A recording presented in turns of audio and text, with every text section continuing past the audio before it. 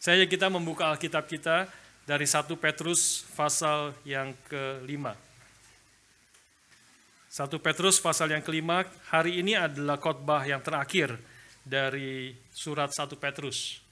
Ya, dan setelah Paskah, Jumat Agung, Paskah, saya rasa kita akan melanjutkan ke dalam 2 Petrus, surat 2 Petrus. Ya, kita banyak hal yang kita belajar dari Petrus yang agak berbeda dari surat-surat Paulus.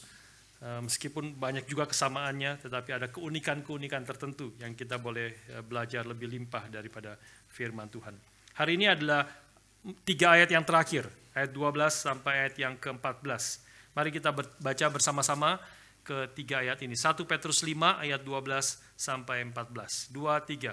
Dengan perantaraan Silwanus yang kuanggap sebagai seorang saudara yang dapat dipercayai, aku menulis dengan singkat kepada kamu untuk menasihati dan meyakinkan kamu bahwa ini adalah kasih karunia yang benar-benar dari Allah. Berdirilah dengan teguh di dalamnya. Salam kepada kamu sekalian dari kawanmu yang terpilih yang di Babylon dan juga dari Markus anakku. Berilah salam seorang kepada yang lain dengan cium yang kudus. Damai sejahtera menyertai kamu sekalian yang berada dalam Kristus. Amin. Kita berdoa sekali lagi, mohon pimpinan Tuhan. Bapa di surga, kami ingin menyerahkan sekarang pemberitaan firman ke dalam tangan Tuhan. Mohon belas kasihan-Mu bagi setiap kami. Mohon Roh-Mu yang kudus memimpin dan mempersiapkan hati kami, mengarahkan hati dan pikiran kami kepada firman-Mu, karena firman-Mu adalah firman yang hidup dan yang menghidupkan kami.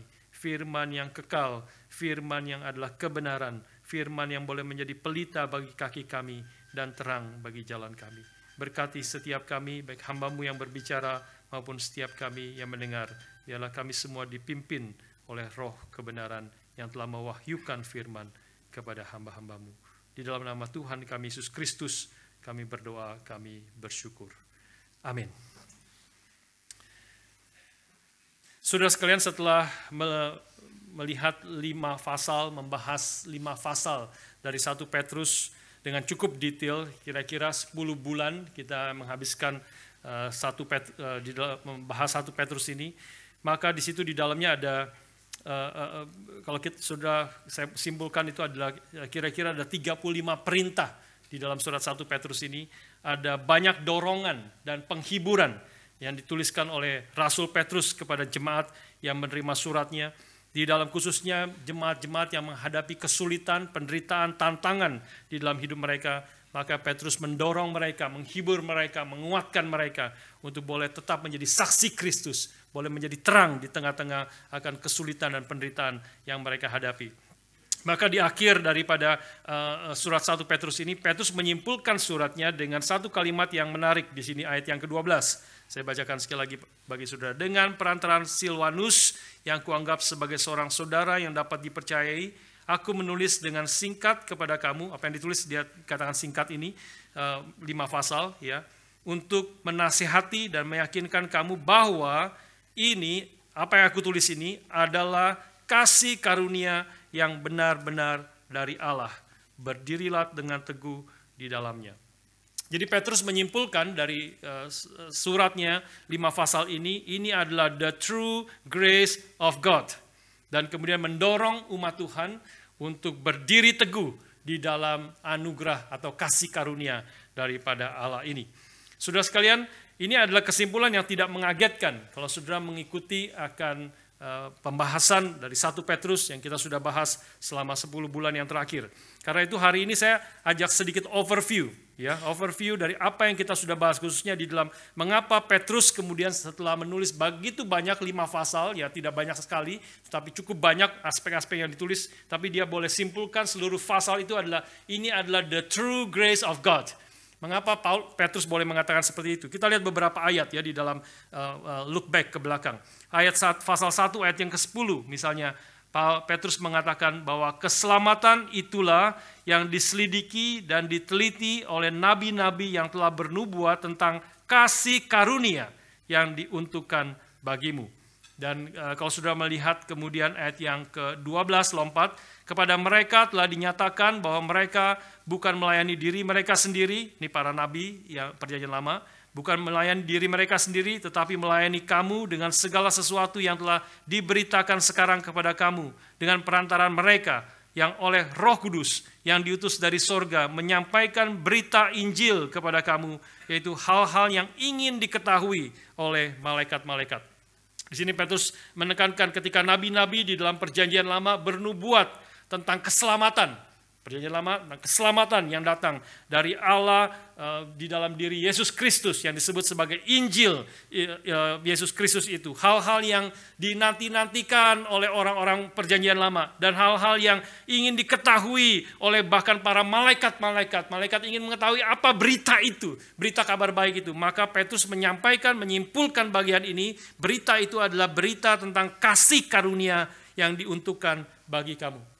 Saudara sekalian, inilah yang kita boleh melihat. Kemudian ayat yang ke-13 juga kita boleh melihat sekali lagi. Sebab itu siapkanlah akal budimu, waspadalah dan letakkanlah pengharapanmu seluruhnya atas kasih karunia. Muncul lagi di situ, kasih karunia atau grace, anugerah.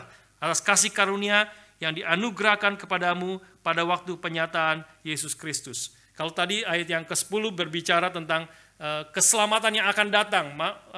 Para nabi perjanjian lama memberitakan tentang keselamatan yang akan datang yang disimpulkan oleh Petrus sebagai kasih karunia. Ayat 13 berbicara tentang nanti di dalam kedatangan Kristus yang kedua kali, ketika dia akan datang kedua kali, maka Petrus juga menyebutnya itu adalah kasih karunia. Karena itu kita meletakkan seluruh pengharapan kita kepada kasih karunia itu. Karena Kristus akan datang, akan menghakimi dan menyatakan akan kasih karunia-Nya kepada kita sekalian yang percaya.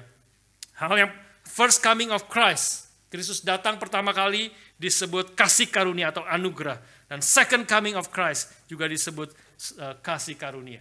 Maka saudara sekalian tidak mengherankan Petrus di dalam suratnya ini hal utama yang saya mau ajarkan, Petrus katakan, adalah bahwa apa itu the true grace of God. Apa itu kasih karunia Allah yang sesungguhnya.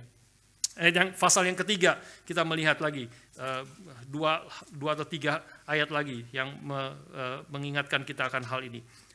Pasal yang ketiga ayat yang ke-7 Petrus mengatakan, demikian juga kamu hai suami-suami hiduplah bijaksana dengan istrimu sebagai kaum yang lebih lemah. Hormatilah mereka sebagai teman pewaris dari kasih karunia, yaitu kehidupan, supaya doamu jangan terhalang.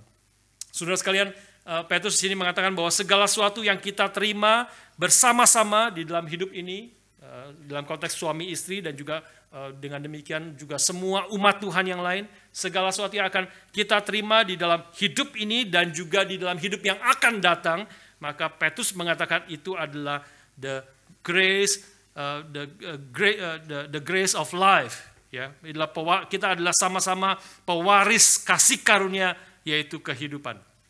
Kita akan mewarisi anugerah Tuhan yang Tuhan akan berikan kepada kita, dan bersama-sama dalam khususnya di sini sebagai suami dan istri, kita adalah sama-sama teman pewaris daripada kasih karunia, yaitu kehidupan. Nah, inilah yang menjadi juga apa yang Petrus katakan ketika kita akan menerima harta yang berharga itu. Pasal yang keempat ayat yang ke-10. Saya bacakan bagi saudara sekali lagi. Pasal yang keempat ayat yang ke-10. Di situ dikatakan, layanilah seorang akan yang lain sesuai dengan karunia yang telah diperoleh tiap orang sebagai pengurus yang baik dari kasih karunia Allah. Jadi sekali lagi di sini Paulus mau menegaskan bahwa semua pelayanan yang ada di dalam gereja, termasuk di dalam gereja ini, semua aspek pelayanan yang ada di dalam gereja ini, segala aspek yang berbeda-beda. Ya, tadi kita sudah mendengar Ari membahas aspek-aspek yang tidak kelihatan, ya, yang pribadi-pribadi dikerjakan di dalam persekutuan daripada gereja ini.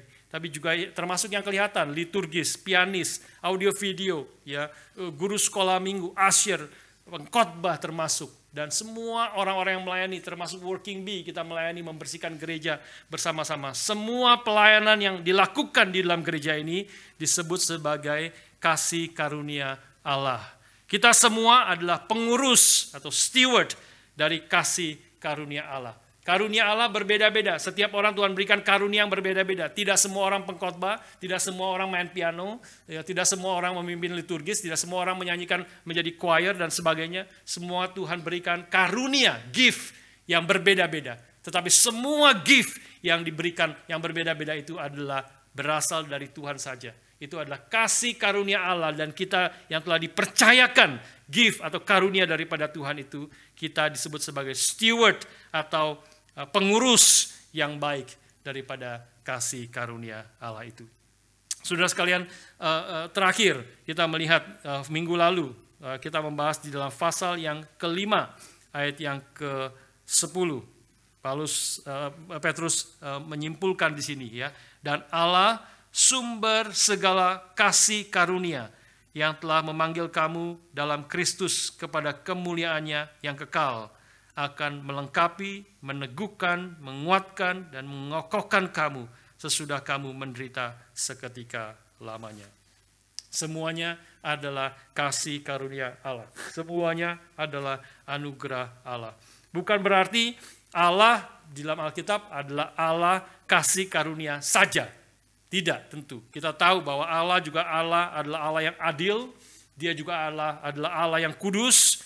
Ya, tetapi semua yang kita miliki, dan Petrus di sini menyimpulkan di dalam suratnya, semua yang kita terima, semua pelayanan yang kita kerjakan, segala kebaikan yang kita alami, dan bahkan anugerah yang kita alami di dalam Kristus, dan juga hal yang akan kita terima ketika Dia datang kedua kali, semuanya disimpulkan oleh Petrus. Ini adalah kasih karunia daripada Allah.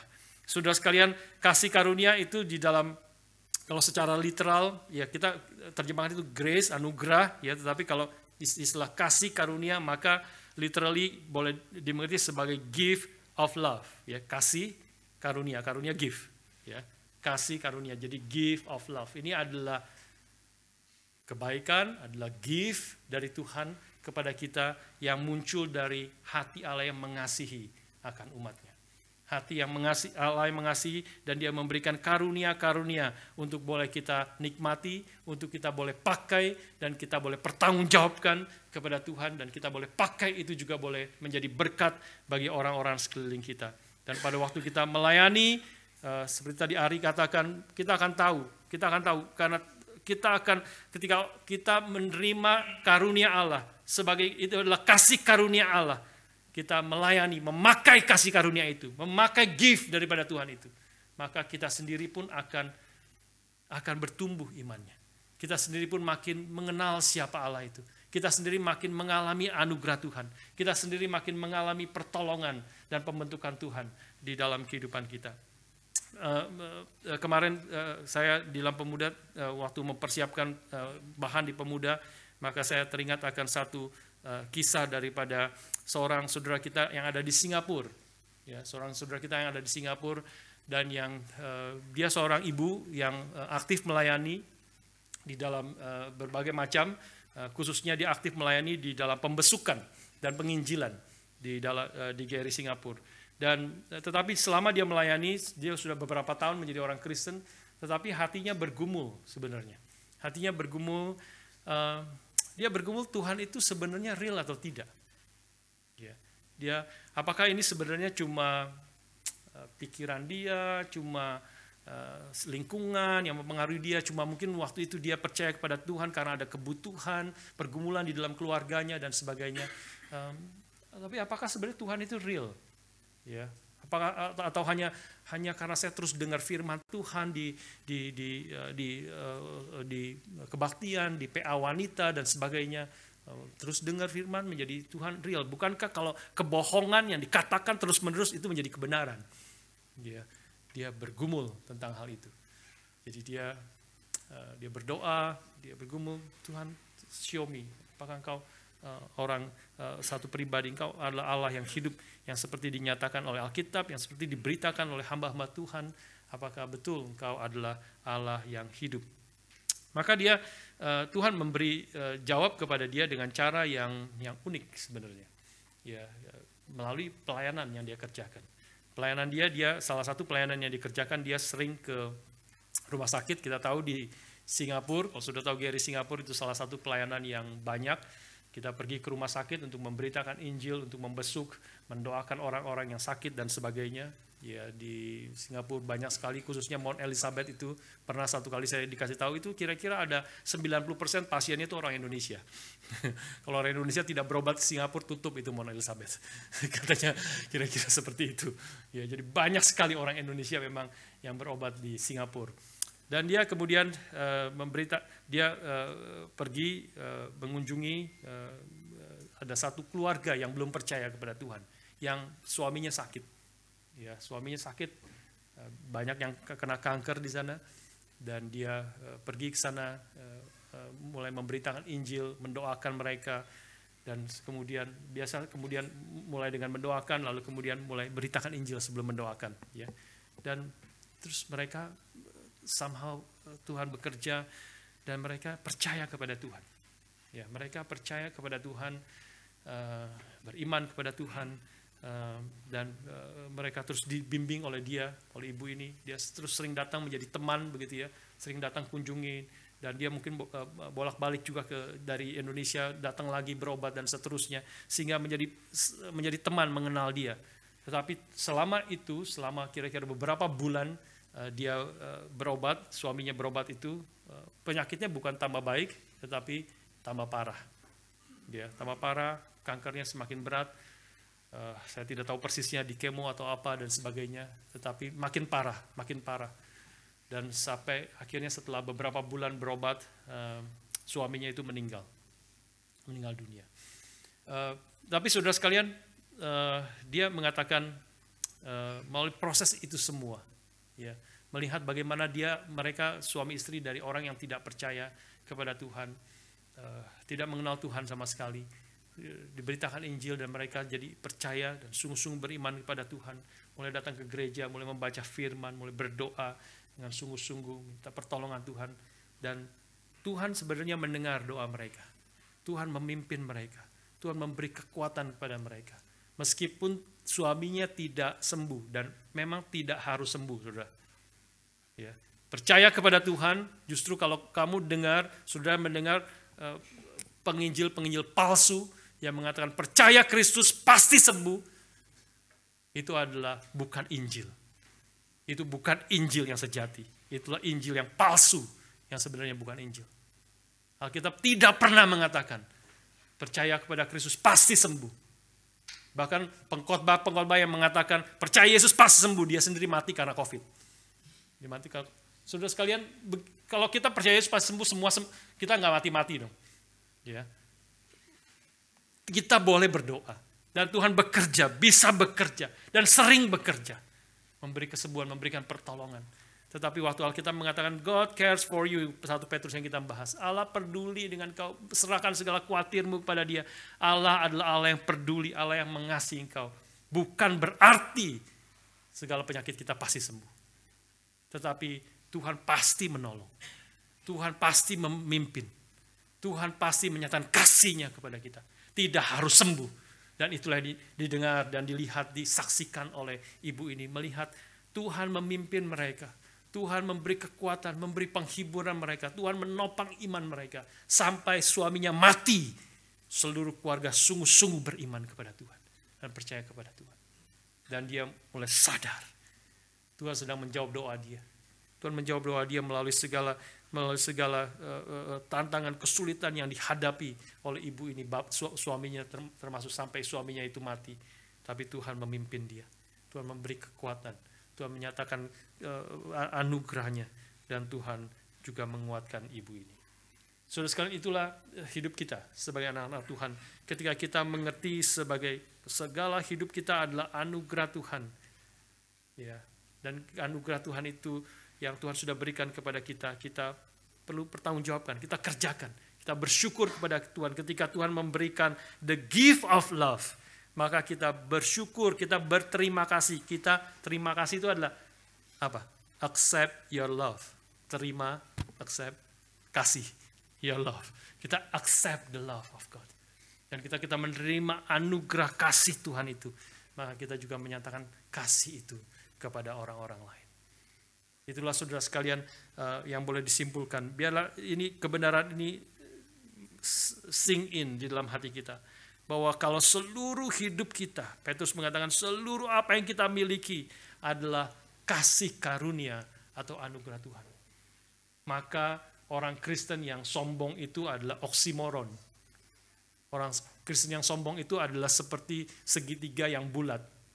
Ya, tidak ada. Tidak ada orang Kristen yang sungguh-sungguh mengerti bahwa aku ada sebagaimana aku ada karena anugerah Tuhan. Seluruh milikku, seluruh keberadaanku, termasuk kepintaranku, termasuk kesehatanku, termasuk waktuku adalah milik Tuhan. Maka kita tahu tidak ada yang kita bisa sombongkan. Waktu kita boleh melayani, maka kita menyatakan seperti tadi Ari kutip, I am just unworthy servant yang hanya melayani, mengerjakan apa yang seharusnya kita kerjakan. Dan pada waktu kita mengerjakan apa yang seharusnya kita kerjakan, maka Tuhan dipermuliakan. Dan kita akan mengalami kesukaan yang berlimpah-limpah di dalam Tuhan. Kita akan menyadari pertolongan Tuhan, kebaikan Tuhan, pembentukan Tuhan, kasih Tuhan dalam hidup kita. Hanya kita akan alami, kita betul-betul merasakan itu di dalam hidup kita ketika kita kemudian mengekspresikan kasih karunia Allah itu di dalam hidup kita kepada orang-orang di sekeliling kita untuk melayani Tuhan demi kebaikan juga daripada orang-orang lain. Inilah yang pertama yang kita boleh renungkan bersama-sama, saudara sekalian, bahwa semua yang kau terima, segala hal yang aku tulis ini adalah kasih karunia yang benar-benar dari Allah. Ini adalah the true grace of God. Tapi kemudian muncul pertanyaan dari istilah the true grace of God ini, ya. True grace of God. Berarti apakah ada false grace of God? Kalau berbicara tentang the true grace of God, kasih karunia yang sejati, mungkin istilahnya lebih tepat gitu ya, kasih karunia sejati dari Allah. Apakah berarti ada yang tidak sejati, yang palsu dari anugerah Tuhan? Artinya, apakah ada pengertian yang salah tentang anugerah Tuhan? Apakah ada penggunaan yang salah dari anugerah Tuhan itu? Ternyata Alkitab berbicara tentang hal ini, ya, menjadi peringatan bagi kita. Alkitab berbicara tentang sesuatu yang dialami pada jemaat mula-mula, termasuk juga yang kita alami pada hari ini. Saya kutip misalnya dari Yudas pasal yang pertama ayat yang keempat. Saya bacakan bagi saudara. Yudas, ya cuma satu pasal, ayat yang keempat. Di situ mengatakan demikian. Surat Yudas, ya. Ayat yang keempat. Sebab ternyata ada orang tertentu yang telah masuk menyelusup di tengah-tengah kamu, yaitu orang-orang yang telah lama ditentukan untuk dihukum. Mereka adalah orang-orang yang fasik, yang menyalahgunakan kasih karunia Allah kita untuk melampiaskan hawa nafsu mereka dan yang menyangkal satu-satunya penguasa dari Tuhan kita, Yesus Kristus. Jadi ini adalah orang-orang juga menerima kasih karunia, menerima anugerah, tapi kemudian mereka menyalahgunakan kasih karunia itu untuk melampiaskan hawa nafsu mereka. Dan ini bukan cuma ada di Yudas, di dalam kitab Roma nanti kita melihat misalnya juga ada pergumulan yang sama. Ya, ada orang-orang yang mendengar berita Injil yang adalah kasih karunia Allah semata-mata. Ini adalah anugerah Allah semata-mata. Tidak ada apapun yang kau kerjakan untuk menerima kasih karunia ini. Kau hanya menyadari kau adalah orang yang berdosa, yang layak menerima murka Allah. Dan kau menyadari dan berseru kepada Tuhan, have mercy on me, O Lord, for I am a sinner. Dan Tuhan menyatakan anugerahnya di dalam Kristus yang telah mati bagi kita. Dan melalui pekerjaan Roh Kudus di dalam hati kita. Sehingga kita boleh menerima anugerah itu. Tidak ada apapun yang kita kerjakan. Semua semata karena anugerah Tuhan yang Tuhan telah berikan kepada kita. Tetapi kemudian ini bisa ditwisted oleh hati manusia yang berdosa. Dan mulai berpikir karena aku diselamatkan hanya karena anugerah Tuhan. Karena tidak ada kaitan apapun keselamatan yang aku miliki. Anugerah yang aku terima itu dengan perbuatan saya. Dan kalau saya sudah diselamatkan berarti saya akan terus diselamatkan sampai selama-lamanya. maka ini the false grace of God. Maka saya bisa hidup sesuai dengan kehendak saya sendiri. Nah, ini contohnya mereka melampiaskan hawa nafsu mereka. Ini semua anugerah Tuhan, bukan? Segala sesuatu dari Dia, oleh Dia. Dia yang telah memanggil, Dia yang telah membenarkan, dan Dia pasti akan memuliakan saya. Itu semuanya adalah pekerjaan Tuhan. Maka saya tidak perlu berbuat apa-apa, dan bahkan saya bisa hidup sesuai dengan kehendak saya sendiri. Nah, ini menjadi kesalahan, dan ini juga pergumulan di dalam kitab Roma. Di beberapa bagian dari Alkitab sebenarnya. Roma pasal 6 saya bacakan bagi saudara. Roma pasal 6 ayat yang pertama mengatakan demikian. Paulus mengatakan, jika demikian, apakah yang hendak kita katakan? Bolehkah kita bertekun dalam dosa supaya semakin bertambah kasih karunia itu? Nah, ini jadi ada pergumulan di situ. Kasih karunia itu, karena aku diselamatkan hanya karena kasih karunia Allah, bukan karena perbuatanku. Justru Paulus di dalam ayat-ayat sebelumnya mengatakan, kalau kita semakin sadar dosa kita, hukum Taurat diberikan kepada kita supaya kita sadar akan dosa kita.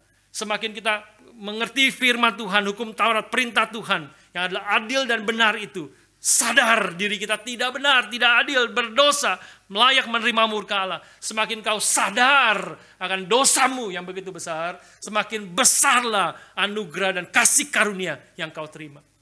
Semakin kau sadar seperti pemungut cukai, have mercy, sambil memukul dirinya, have mercy on me, O Lord.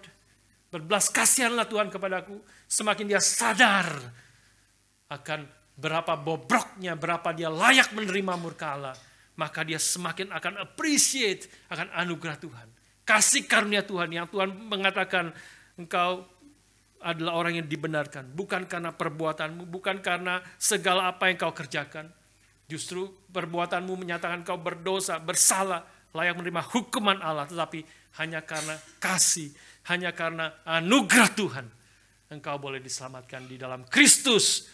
Kau beriman saja, kau menerima saja anugerah itu, maka kau semakin sadar kau tidak layak, semakin kau besar menghargai akan kasih karunia yang kau berikan kepada, yang Tuhan telah berikan kepadamu. Tapi sekarang di dalam hati manusia berdosa ditwisted. Kalau gitu saya terus berdosa dong. Kalau gitu saya terus berbuat dosa, semakin besar aku berbuat dosa, supaya aku makin mengerti dan mengalami anugerah Tuhan yang lebih besar itu. Ini adalah dalam hati manusia berdosa, anugerah Tuhan ditwisted menjadi the false grace of God. Pengertian yang salah dan respon yang salah kepada anugerah yang Tuhan telah berikan kepada umatnya. Maka Petrus di dalam Roma pasal yang ke-6 itu memberi jawaban kepada kita. Jawabannya persoalan di mana? Dia kemudian menegaskan pasal 6 dan juga bagian-bagian yang lain dari Paulus. Dia mengatakan pada intinya adalah anugerah di dalam Kristus itu hanya bisa kita terima melalui iman. Memang melalui iman, bukan dengan perbuatan. Anugerah itu engkau terima melalui iman atau dengan iman. Dan Paulus menegaskan natur iman itu, iman yang sejati, yang menerima anugerah sejati itu adalah iman di dalam Kristus. Iman itu. Dan waktu kita beriman di dalam Kristus, hanya di dalam Kristus, maka itu menjadikan kita satu dengan Dia. Union with Christ. Artinya ketika kita menjadi satu dengan Kristus, maka manusia lama kita yang berdosa itu, yang dikuasai dosa, yang hidup di dalam dosa, yang patut menerima murka Allah itu, manusia lama itu dengan imanmu dipersatukan dengan Kristus. Iman yang Tuhan juga berikan anugerah dipersatukan dengan Kristus, sehingga manusia lamamu itu sekarang mati bersama-sama dengan Kristus. Paulus mengatakan, I have been crucified with Christ. Aku telah disalibkan bersama-sama dengan Kristus. Bukan secara fisik. Karena waktu Yesus Kristus mati di atas kayu salib, Paulus belum bertobat. Dia bahkan ketika Yesus sudah bangkit, ada murid-muridnya memberitakan kematian dan kebangkitan Kristus. Stefanus yang memberitakan Injil Kristus dibunuh, dan Paulus setuju dia memang harus dibunuh, dirajam oleh batu sampai mati. Paulus belum bertobat, belum percaya kepada Tuhan. Tapi ketika dia bertobat, dia mengatakan, I have been crucified with Christ. Aku telah disalibkan bersama-sama dengan Kristus. Artinya adalah manusia lamaku, manusia yang berdosa, manusia yang dikuasai oleh dosa. Sekarang ketika dengan iman aku menerima anugerah Tuhan, kasih karunia itu mempersatukan aku dengan Kristus. Artinya adalah manusia lamaku sekarang sudah mati, disalibkan bersama-sama dengan Kristus. Namun aku hidup, dia masih hidup. Tapi bukan lagi aku sendiri yang hidup, melainkan Kristus yang hidup di dalam aku. Nah, inilah manusia yang sejati yang menerima anugerah Tuhan. Kamu adalah manusia setelah menjadi manusia baru. Barang siapa di dalam Kristus, dia adalah ciptaan baru. Yang lama sudah berlalu, manusia lama sudah berlalu. Sesungguhnya yang baru sudah datang. Imanku, anugerah yang aku terima adalah di dalam Kristus menjadikan aku manusia baru di dalam Kristus. Maka pertanyaannya Paulus berargumentasi di sini. Maka bagaimana mungkin manusia baru yang adalah engkau di dalam Kristus, Kristus di dalam kamu. Bagaimana mungkin manusia itu masih bisa terus-menerus hidup di dalam dosa seperti manusia lama? Artinya adalah kalau engkau mengatakan itu, engkau mungkin sekali engkau belum pernah betul-betul menerima anugerah Tuhan. Kalau engkau mengatakan anugerah Tuhan itu membuat engkau bisa terus-menerus berbuat dosa, bolehkah kita bertekun dalam dosa supaya semakin bertambah kasih karunia? Sekali-kali tidak, Paulus katakan. Bukankah kita telah mati bagi dosa? Bagaimana kita masih dapat hidup di dalamnya? Sudah mati manusia lamamu. Bagaimana kau masih bisa hidup di dalam dosa itu? Bukan berarti sempurna, bukan berarti kita bisa sempurna, tetapi artinya adalah kita akan tidak terus-menerus hidup di dalam dosa. Dalam bahasa 1 Yohanes, dalam rasul yang lain, Rasul Yohanes mengatakan orang yang telah lahir baru, yang telah lahir dari Allah, itu dia tidak bisa terus-menerus hidup di dalam dosa. Tidak bisa terus-menerus hidup dalam dosa. Bukan berarti sempurna, tetapi kesempurnaan itu nanti akan datang ketika kita bertemu muka dengan Tuhan. Tetapi bagi orang-orang yang sudah lahir baru, yang sudah menjadi manusia yang baru, yang telah menerima anugerah Allah yang sejati itu di dalam hidupnya, dia tidak akan suka berkubang di dalam dosa. Dia akan gelisah, dia tidak akan tenang hidup di dalam dosa. Dan Tuhan terlalu mengasihi kita untuk membiarkan kita terus hidup di dalam dosa. Yang bukan hanya melawan Tuhan, tapi menghancurkan akan diri kita sendiri. Tuhan terlalu mengasihi kita, dia terus bekerja, Roh Kudus akan terus bekerja, menggelisahkan kita, membawa kita, mengkuduskan kita.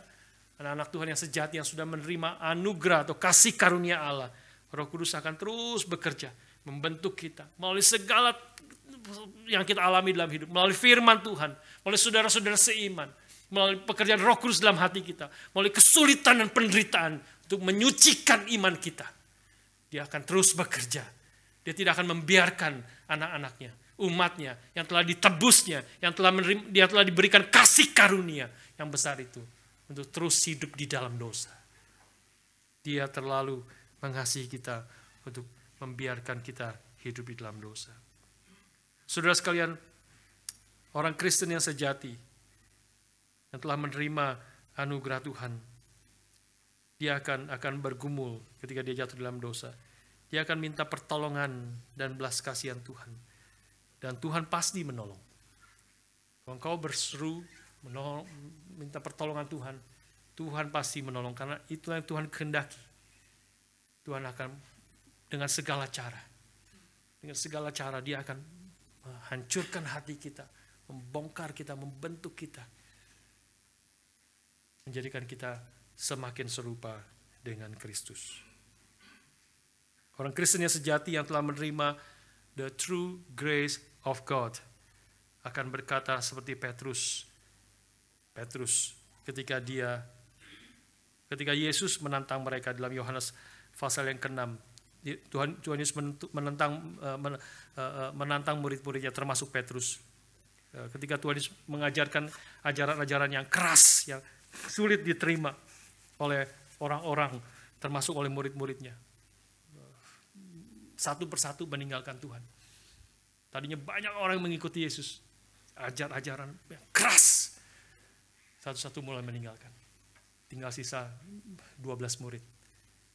Dan Tuhan Yesus menantang mereka. Apakah kamu tidak mau pergi juga? Apakah kamu tidak mau pergi juga? Maka Petrus mengatakan satu kalimat yang indah di dalam Yohanes pasal 6 ayat 67-69. Saya bacakan bagi saudara. 67, Tuhan Yesus berkata kepada ke-12 muridnya, apakah kamu tidak mau pergi juga? 68, jawab Simon Petrus kepadanya, Tuhan, kepada siapakah kami akan pergi?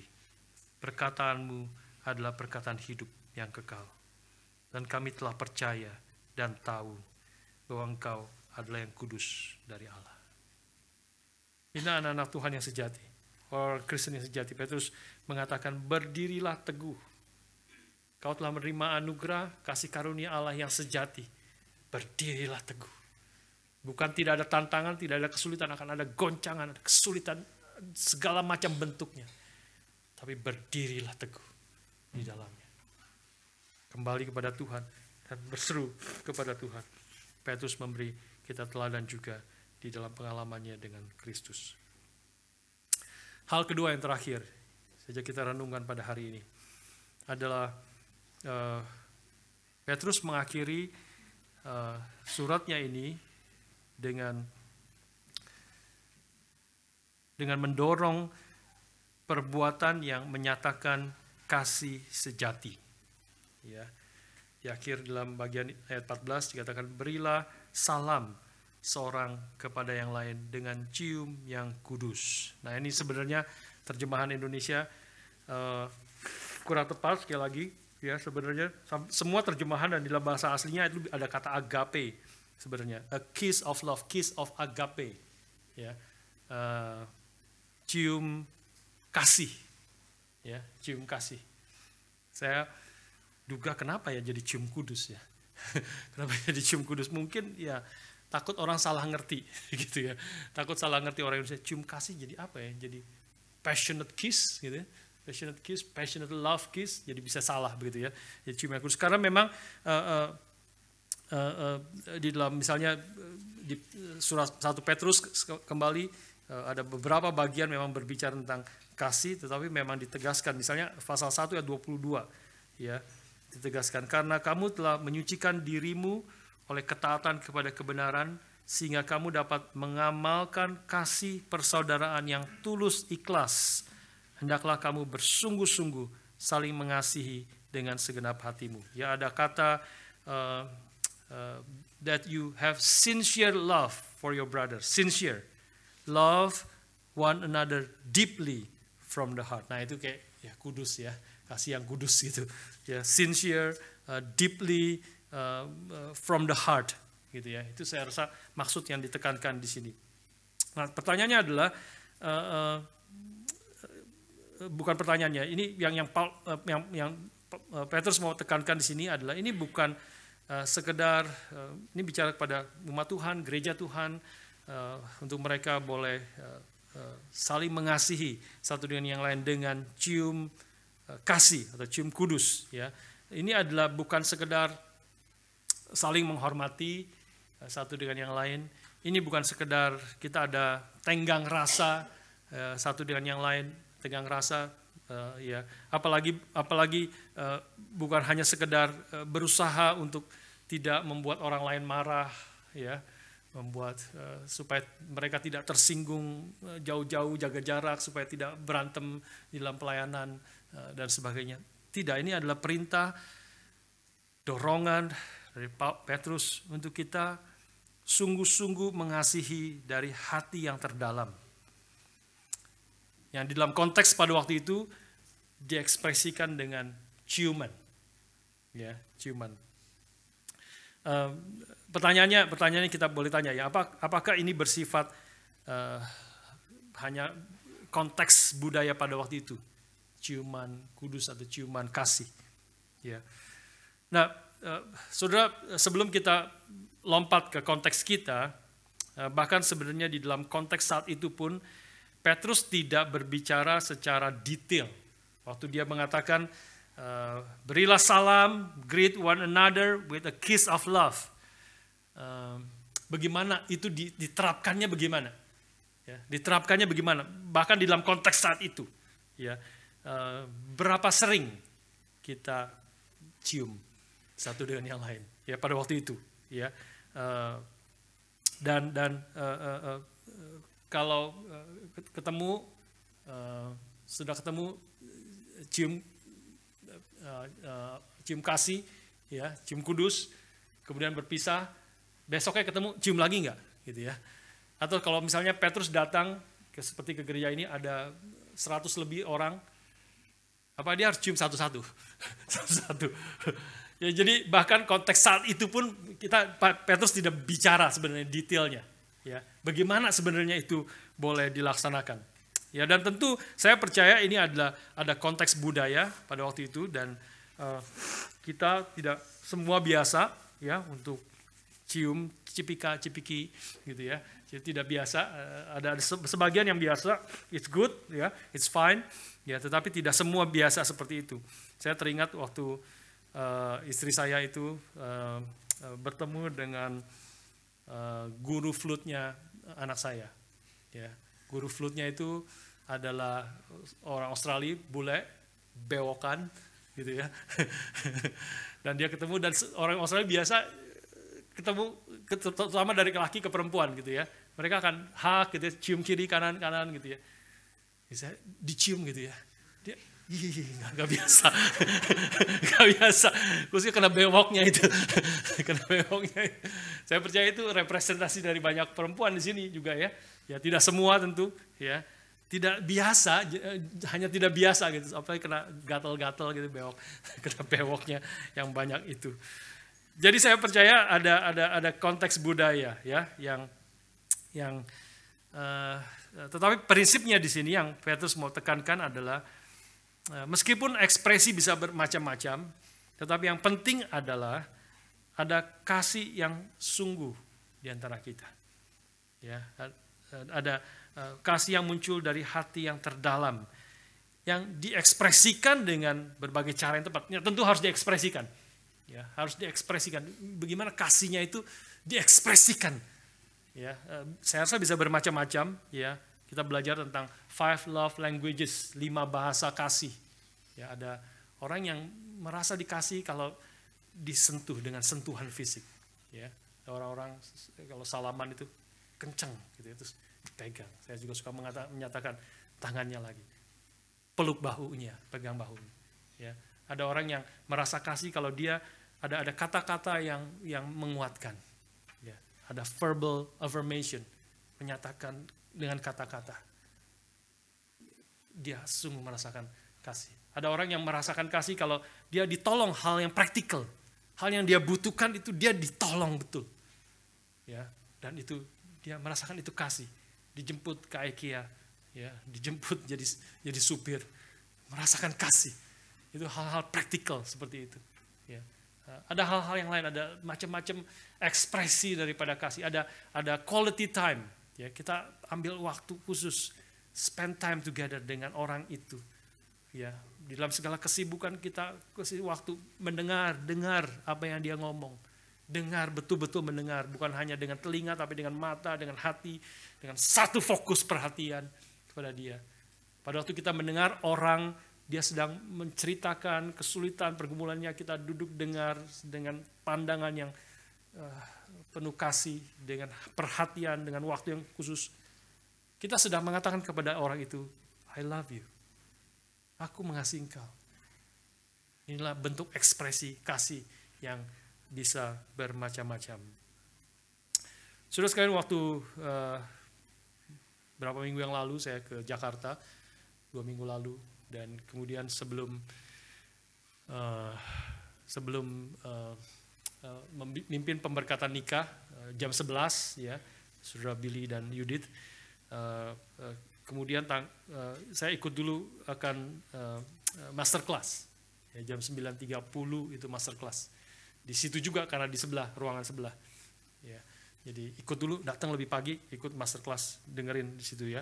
Dengerin setelah ada yang berkhotbah, membawa renungan, kemudian Patong biasa terus kemudian memimpin, dan setelah Patong ngomong dan sebagainya, terus saya dipanggil untuk pimpin doa penutup, ya, suruh maju ke depan, pimpin doa.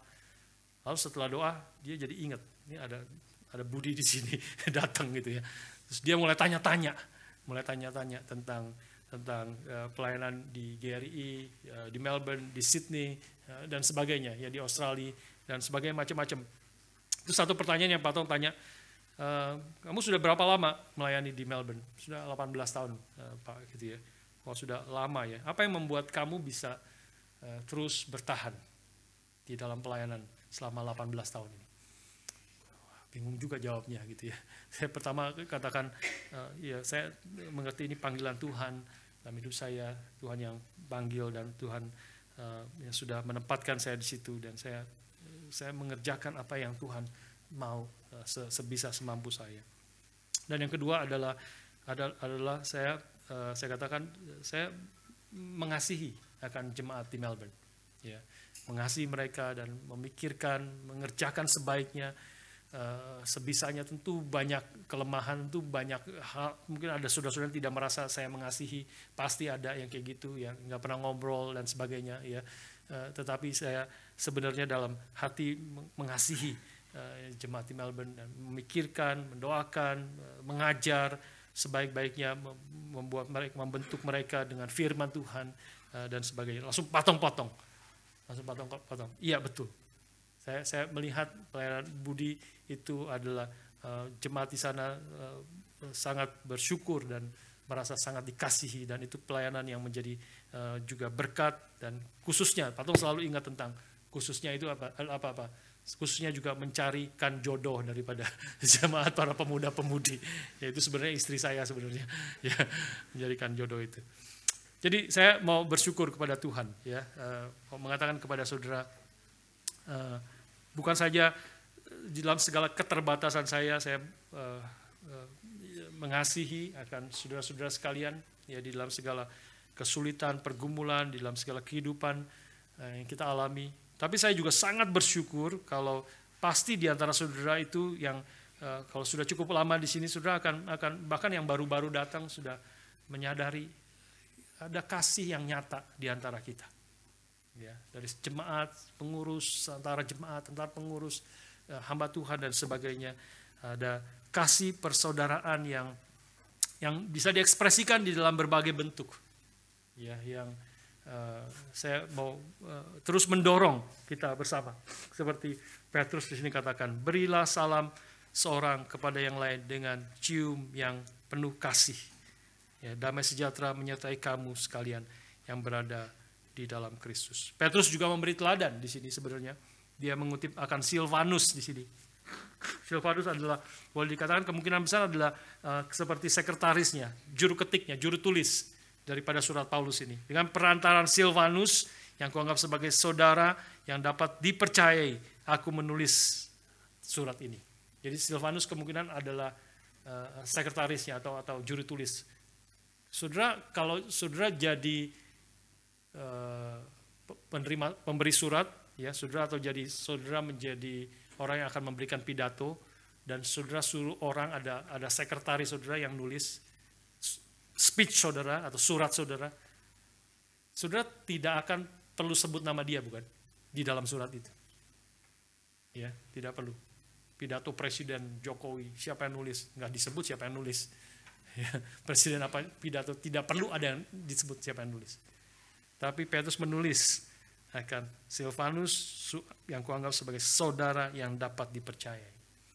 Dia mengasihi Silvanus, dan dia menyebut juga yang lain, anakku Markus, dan gereja sekalian yang kawanmu yang terpilih yang di Babylon, kemungkinan itu ada gereja di Roma yang memberi salam juga kepada saudara-saudara yang menerima surat ini. Jadi ini adalah kasih yang nyata, ya, yang boleh kita nyatakan, alami, dan harap kita semua waktu saudara mendengar ini, saudara harus menerimanya sebagai ini panggilan Tuhan bagi kita. Kita yang terlebih dahulu aktif melayani. Bukan saudara, kok dia tidak mengasihi, kok dia tidak mengasihi. Salah kalau begitu kan. Kita adalah orang yang setelah menerima anugerah Tuhan, kita semua berasal dari Tuhan, kasih karunia. Biarlah kita boleh mengasihi orang lain. Nah, pada waktu engkau mengalami mengasihi, maka kasih itu menjadi double. Dan kau sendiri akan mengalami anugerah Tuhan. Kau sendiri akan, ketika semua orang saling mengasihi, saling melayani satu dengan yang lain, kita semua akan mengalami kasih. Kita semua akan mengalami pelayanan. Dan kita semua akan membangun tubuh Kristus bersama-sama. Inilah yang Tuhan kehendaki, dan banyak itu menjadi kesaksian daripada jemaat kita yang sudah kembali ke Indonesia. Mereka miss keadaan di sini.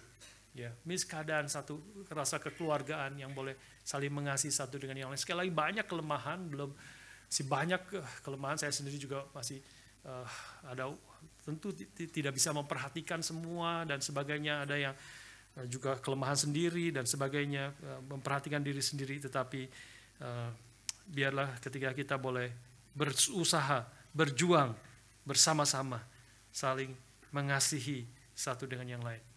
Kita bahkan mengasihi orang-orang di luar sana yang belum mengenal Tuhan. Beritakan Injil, ajak mereka mendengar firman Tuhan. Kasih yang sangat diperlukan di dalam zaman ini. Yang sangat kekurangan kasih. Biarlah kita menjadi orang-orang umat Tuhan yang boleh mengasihi orang-orang sekeliling kita. Karena kita adalah orang-orang yang telah menerima the true grace of God. Anugerah Tuhan yang luar biasa itu. Marilah kita bertumbuh, marilah kita bersama-sama saling membangun satu dengan yang lain di dalam kasih. Mari kita berdoa.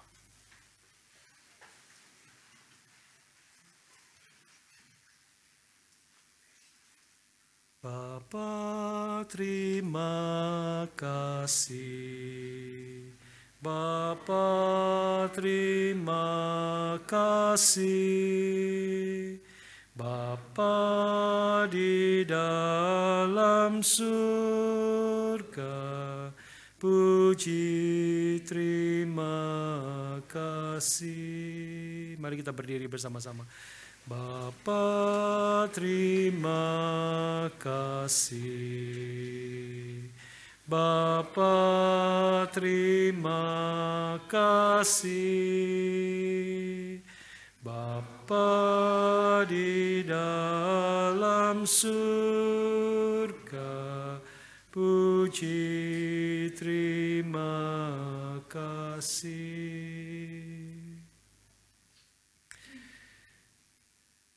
Saja kita berdoa bersama-sama, bersyukur kepada Tuhan untuk anugerahnya yang begitu besar yang telah dilimpahkan kepada kita di dalam Yesus Kristus yang telah mati dan bangkit bagi kita.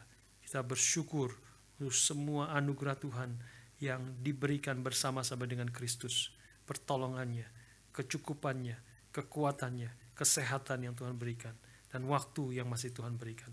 Mari kita bersyukur bersama-sama dan juga menyerahkan hidup kita, gereja Tuhan di tempat ini, untuk kita boleh mengekspresikan anugerah itu melalui pelayanan dan kasih kepada orang-orang di sekeliling kita. Mari kita berdoa bersama-sama. Tuhan Allah Bapa di surga, kami ingin bersyukur kepadamu sekali lagi untuk firman-Mu yang mengingatkan, mengajar kami akan betapa besar anugerah-Mu Engkau telah berikan kepada kami di dalam Kristus. Dan bahkan ketika Dia, anak-Mu yang Tuhan datang kedua kali, kami akan menerima anugerah-Mu yang disempurnakan di dalam Kristus, di dalam kemuliaan anak-Mu yang tunggal. Kami bersyukur ya Bapa untuk kebaikan-Mu, anugerah-Mu yang bukan saja telah menyelamatkan kami, menjadikan kami manusia baru, tapi terus memimpin kami, membentuk kami, tidak meninggalkan kami, dan mengarahkan hidup kami semakin sesuai dengan kehendak-Mu, dan mengalami hidup yang sesungguhnya, yang berkelimpahan, yang kami temukan hanya di dalam Kristus. Berkati kami dan pimpin kami semua umat-Mu menjadi umat Tuhan yang sungguh mengekspresikan rasa syukur kami, terima kasih kami kepadamu dengan melayani akan orang-orang di sekeliling kami, dengan kasih yang sungguh, dengan kasih yang murni, dengan kasih yang keluar dari hati kami, yang kami boleh ekspresikan di dalam perbuatan yang berbeda-beda. Tuhan, tolonglah kami, pimpinlah kami, sehingga kasih Tuhan boleh kami rasakan, anugerah-Mu boleh kami rasakan oleh kasih dan anugerah yang dinyatakan oleh saudara-saudara kami seiman. Terima kasih Bapa, kami bersyukur dan berdoa menyerahkan sehidup kami dan gereja-Mu di tempat ini ke dalam tangan Tuhan. Dalam nama Tuhan kami Yesus Kristus, penebus dan juru selamat kami yang hidup, kami berdoa, kami bersyukur.